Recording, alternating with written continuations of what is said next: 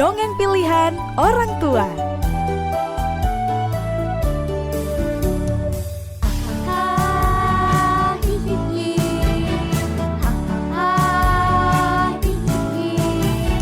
Ayo teman kita berkumpul bersama bergembira.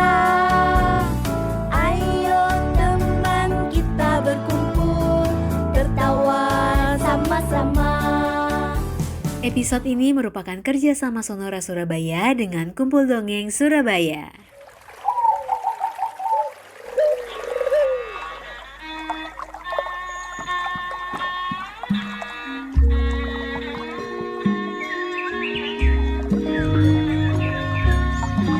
Banyu Biru adalah nama desa terpencil di suatu kota di Jawa Tengah. Alamnya sangat indah dan tanahnya subur. Di desa itu tinggal seorang yang amat soleh dan bijaksana, bernama Ki Buyut Banyu Biru. Pada suatu sore, datanglah seorang pemuda yang ingin berguru padanya. Pemuda itu bernama Joko Tingkir.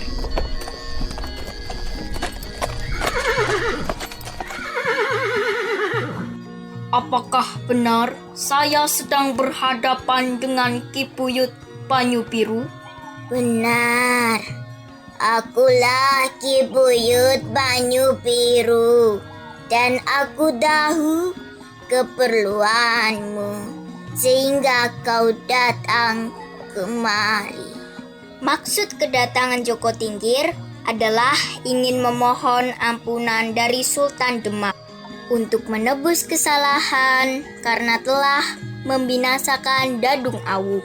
Di rumah Ki Buyut Banyu Biru, selain Joko Tingkir, ternyata ada pemuda lain bernama Mas Manca yang tinggal di sana. Ia berasal dari desa Kalpitu di lereng Gunung Lawu. Setiap hari, kedua pemuda itu menerima berbagai ilmu untuk menambah kesaktian.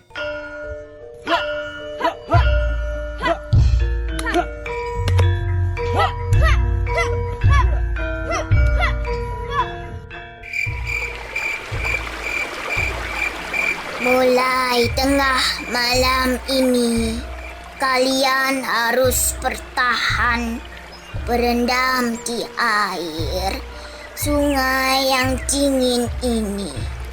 Dengan cara ini, kalian akan mampu menguasai diri dan mengendalikan hawa nafsu.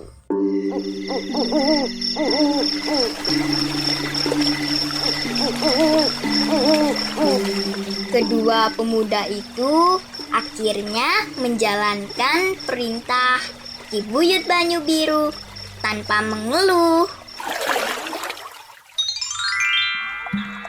Tak terasa Joko Tingkir telah berguru di desa Banyu Biru selama 3 bulan. Pada suatu hari, ia dipanggil oleh Ki Buyut Banyu Biru untuk diberi nasihat dan perintah.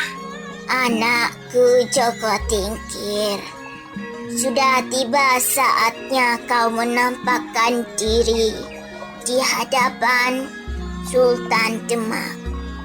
Ini, terimalah segenggam tanah bila kelak kau berjumpa dengan banteng. Masukkan tanah ini ke dalam mulutnya. Banteng itu akan mengamuk dan lari ke alun-alun Prawata. Saat itulah Sultan akan memanggilmu. Joko Tingkir mendengarkan ucapan yang disampaikan Ki Buyut Banyu Biru dengan seksama. Kemudian ia pamit dan memohon restu Ki Buyut Banyu Biru.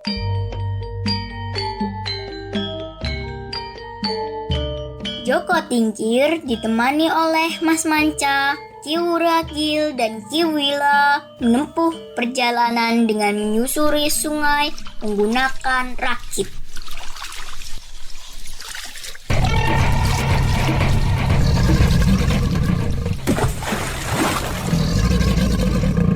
Awas, ada buaya! Joko Tingkir berteriak. Mereka tidak menyadari. Ternyata rakitnya telah dikerumuni oleh sekawanan buaya.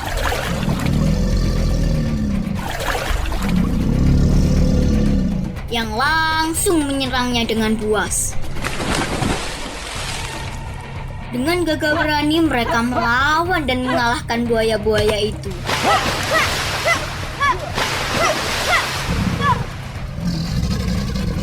Bahkan Joko Tingkir berhasil mengalahkan Raja Buaya di sungai itu.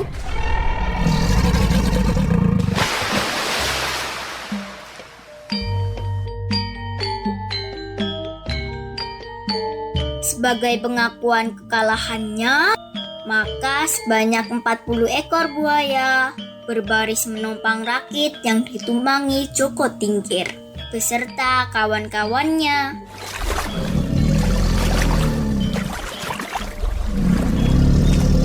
Rakit itu pun meluncur cepat tanpa perlu mereka dayung lagi. Akhirnya mereka tiba di tepi sungai dan segera memasuki hutan belantara.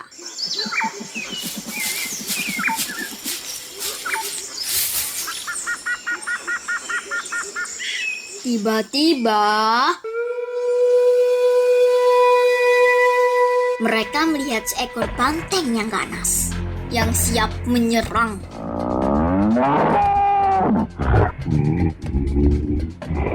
Joko Tingkir segera memasukkan tanah yang diberikan oleh Ki Buyut Banyu Biru ke dalam mulut banteng.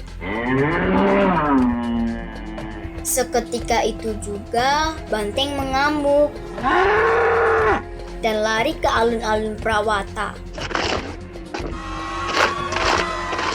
Awas, ada banteng mengamuk.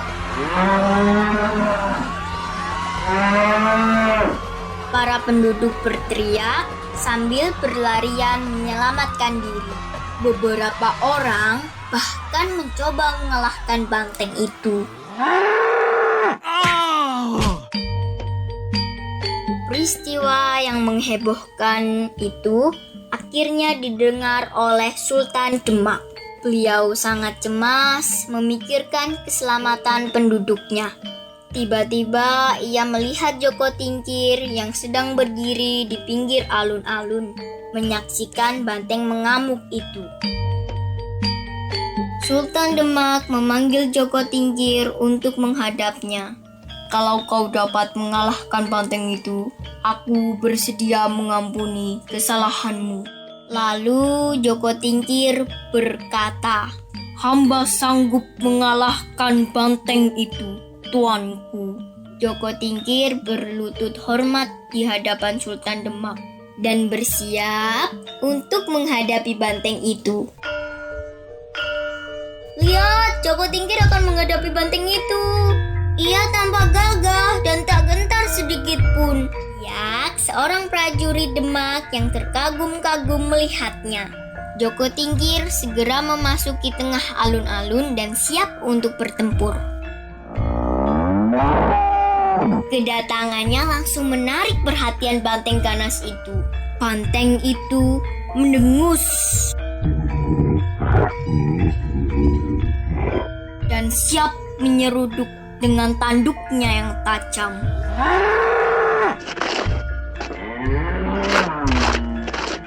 Terjadilah pertarungan yang seru antara banteng dan Joko Tingkir.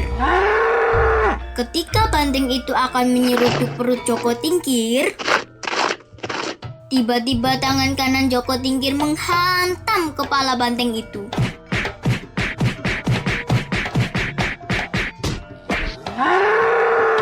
Seketika kepala banteng itu pecah dan tubuhnya roboh tak berdaya.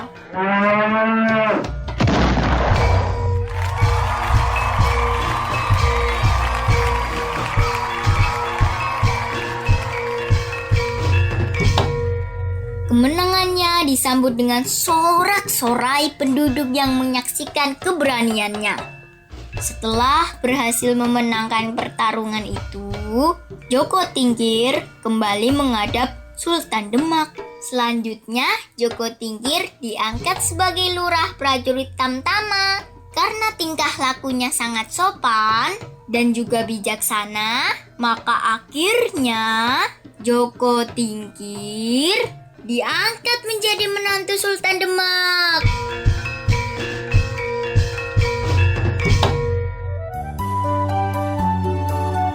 Hai teman-teman, terima kasih sudah mendengarkan dongeng pilihan orang tua. Sampai berjumpa di dongeng berikutnya ya teman-teman. Dadah!